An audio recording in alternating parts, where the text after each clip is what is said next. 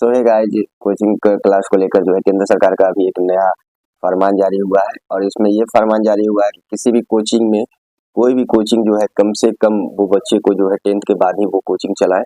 और जो बच्चे 10th क्लास पास हैं वही कोचिंग में एडमिशन ले सकते हैं, वही एक्स्ट्रा क्लास ले सकते हैं। इसका वजह सुसाइड अटेम्प्ट का हो रहा है, चूँकि 10th के देने के बाद जो है अधिकांश बच्चे पे काफ़ी ज़्यादा दबाव रहता है। तो इस वजह से जो है कि गार्जियन बच्चे को 10th के पहले ही किसी प्रकार प्रतियोगिता परीक्षा या किसी भी प्रकार के एग्जाम्स को लेकर जो है वो तैयारी करवाते हैं। इससे बच्चों पे काफ़ी ज़्यादा दबाव पड़ता है और सुसाइडल अटेम्प्ट जो है ये काफ़ी उन लोगों में प्रोग्रेस हो जाती है।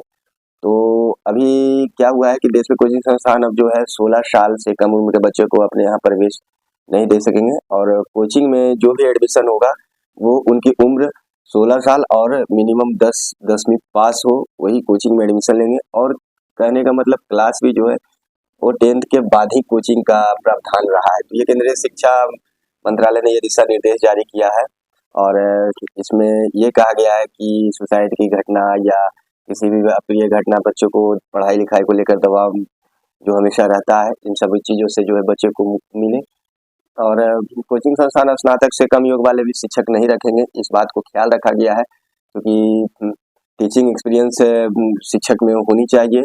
और किसी भी प्रकार का जो है भ्रामक बातें कोचिंग के द्वारा कि हमारे यहाँ इतने लड़कों का रिजल्ट हुआ या यहाँ कहीं रिजल्ट हुआ या इतने लड़के हमारे से पास आउट हुए, तो इस तरह के भ्रामक जो है अभिभावक को जिस तरह से देकर जो है लोगों को attract, just like it advertising कह सकते हैं, अब ये सब कोचिंग संस्थान वालों का बंद हो चुका है। क्योंकि केंद्र सरकार का प्रस्ताव है, तो इसमें प्रत्येक राज्य को जो है राज्य सरकार को इस चीज़ को फॉलो करना है। और चलिए एक चीज़ तो ठीक है, बट स्टेट गवर्नमेंट, हर एक स्टेट गवर्नमेंट को इस बात को ध्यान देना होगा कि सभी बच्चे के अभिभावक की आर्थिक स्थिति काफ़ी अच्छी नहीं होती है कि वो किसी बढ़िया CBSE स्कूल में या किसी ICSE बोर्ड स्कूल में वो उनको पढ़ा सके। तो इस वजह से जो है कि जो स्टेट गवर्नमेंट की स्कूलें होती हैं तो उस पे जो है CM को ध्यान देना होगा कि किसी भी प्रकार के बच्चे को डाउट्स क्लास ये सब में, जैसे अभी बिहार सरकार के अपर मुख्य सचिव शायद शिक्षा विभाग के पाठक जी जो थे वो अभी तो शायद डिपार्टमेंट में नहीं है, बट वो जिस तरह से डाउट क्लास चलवाए थे, तो प्रत्येक स्टेट बोर्ड के बच्चों को इस तरह का सुविधा दिया जाए ताकि वो ना ही किसी आज के कंपटीशन के दौर में पीछे रह सके और ना ही इतना ज़्यादा प्रेशर हो कोचिंग संस्थान शिक्षा को लेकर कि वो उसमें जो है वो झेलने की क्षमता ना हो और वो सुसाइड की अटेम्प्ट कर ले। तो मंत्रालय ने इसको कहा है कि इसका मकसद साफ है, किसी भी कोचिंग संस्थानों को नियमित बनाने के लिए कानून ढांचों की जरूरत पूरी करना और इसकी बढ़ती संख्या को रोकना। जैसे दिशा निर्देश के मुताबिक कोचिंग संस्थान की गतिविधियों की निगरानी के लिए सभी राज्य सरकार जिम्मेदार होगी। तो ये केंद्र सरकार साफ रूप से कह चुका है कि इसमें जो भी है सभी स्टेट गवर्नमेंट को इसमें फॉलो करवाना है। और सक्षम अधिकारी जो है तमाम कोचिंग सेंटर को जो है जिनके जिस भी डिस्ट्रिक्ट में होंगे तो उन लोगों को DO वगैरह है, BDO है, DM है, तो इन लोगों को इस पे जो है अमल रखना है और करना है।